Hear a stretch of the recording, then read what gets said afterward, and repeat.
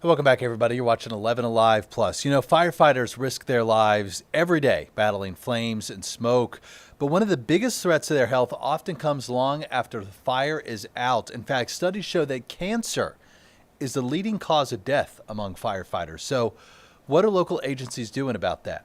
Joining us now this morning is Smyrna Fire Chief Brian Marcos to talk about what his department is doing to reduce that risk. Chief Marcos, great to have you on the show for an important topic. Good morning, sir. Good morning, Dan. Thanks for having me. You're welcome. So, cancer, leading cause of death in your profession. Why is that? Well, I think it deals with the ideal H environments that we have. These hazardous environments, the materials in these structures certainly are hazardous to our firefighters, and so making sure that we're putting protective measures in place just to keep them safe is top of mind for us at the Smyrna Fire Department. Now, I want to get to some of those measures in a minute, but just a little more background. I mean, what kind of cancers are we talking about here? Well, you'll notice that with most firefighters, you'll hear things like testicular cancer, skin cancer. A lot of times, you'll even hear some things around throat cancer, and it has to do with when our firefighters are on scene, and you see them pull say their hood down around their neck when they're doing some overhaul. Those carcinogens are sitting on their neck, Hmm. and so just simple things through research has told us that there's some best practices to avoid those simple measures that are causing the cancer. But gosh, you think about decades that went on before we knew, maybe before the research was out there. I mean, how much of this is reversible at this point?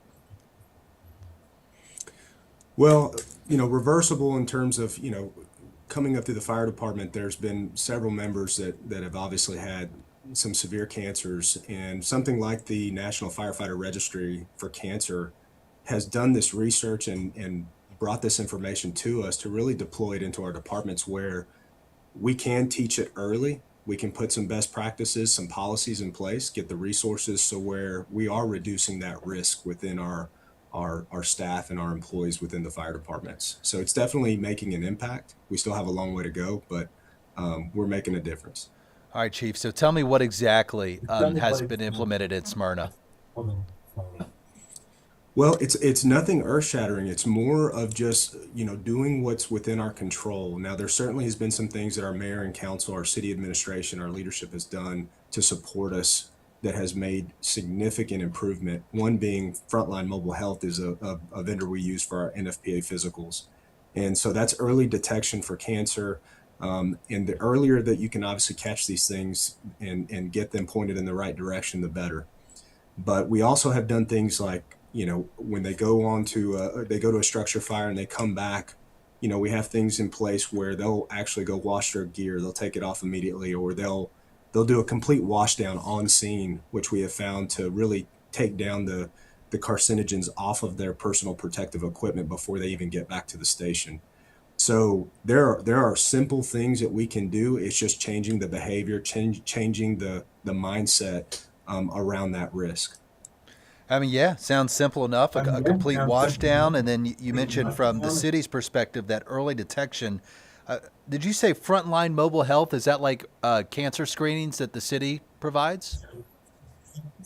So it is. So we contract with a vendor that works specifically with public safety, and so they know what to look for. And we recently just signed up with them. And one of the things that was really interesting is there was several referral outs that came from that screening where we said, hey, we want you to get this checked out. We want to make sure everything's okay. So the precaution, the evaluation, where they're checking not only cancer for early cancer detection stuff, that they're looking at your blood work, your cardiac history. They're looking at the whole person, which is really what's important to us. As you have a career in the fire service, we want to make sure that you have a long, successful career where you feel healthy, you can take care of your family, and when you retire, you can enjoy that retirement as well. So these are very important things that we have in place, and Frontline Mobile Health is a partner. Chief, have you been personally touched by this during your career, knowing anybody with cancer diagnoses related to the profession? Absolutely. I've had several that have worked with me when I was in the field in the response division. One of my crew members worked for the department over 30 years and had been diagnosed with bone cancer. We had another individual with testicular cancer and another with the throat cancer that I mentioned. So, there was a period of time in my early career where, for a department our size to have more than 6, 7, 8 people within that short of a time span diagnosed with cancer, uh, it definitely made an impression on me as I stepped into my role that this needed to be a strategic focus area for us in our strategic plan as far as wealth and wellness for our members. What would you tell young firefighters who are thinking about joining your profession, and maybe their family members who might be a little skeptical, knowing the risks? I mean, cancer being the leading cause of death. What would you say to them who might still have that calling to be a firefighter? Yeah, I would say that the leadership collectively is making this a focus across the industry, across the fire service as a whole. So prioritizing this and reducing the risk is definitely of importance. But I'd also say that, you know, the fire service has some inherent risks that you'll never be able to reduce entirely the risk. But what you get in return by serving and making those sacrifices on behalf of your community, your neighbors, I have found it to be a significant impact in my life. And so I'd encourage anybody that's looking for purpose, looking to make a difference, make an impact. Anytime you step into that arena, there's going to be some risk, but we're doing it in a thoughtful way now. We're risking a lot to save a lot versus, risking a lot for saving very little, if you will. And so we're just being smarter about things. And so I'd encourage anybody to join public safety or the fire service in general. It's been one of the most rewarding things I've ever been a part of. Chief, I worked in Virginia before this, and we did some extensive reporting on 5 Virginia Beach firefighters who 15 years ago fought a pretty extensive fire when a Navy jet crashed into an apartment complex. They called it the Good Friday Miracle. So I guess it was like coming up on 16 years ago to the date. It dumped jet fuel everywhere. They used, firefighting foam to put it out. And you had just this toxic mashup of chemicals.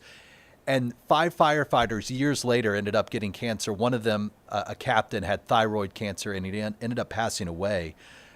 Because of that high-profile incident in Virginia, state lawmakers ended up making some changes to presumptive cancer laws for firefighters in the state. I'm just curious to know if there's anything like that you'd like to see from Georgia legislators, or if you're already kind of happy with how the law stands in protecting you guys. I tell you, there's been a lot of focus on it over the last several years, and I am happy with the progress. Just like there are many competing priorities, and we recognize that. We do have the Georgia Fire Chiefs Association. We have the Southeast Association of Fire Chiefs that advocate for legislation across the Southeast and also in our state to make sure that we are always focused on advancing protections for our public safety. And I know in the last couple of years, we did have some legislation that passed that provided some funding for those that have been diagnosed with cancer. We've had a few House representatives. Devin Seaball was one of those champions that actually moved some legislation to support our firefighters within municipality and also the county to make sure that there was some funding there for them if there was an issue. So I'm proud of where we're at as a state. I think that we take this seriously, but again, I recognize that it is going to be incremental. That's Smyrna Fire Chief Brian Marcos. It's great to have you on the show. An important conversation. We'd love to have you back anytime. Thank you for all you do. A true public servant, day in and day out. Thank you, Dan. I appreciate your time. Yeah, you're welcome.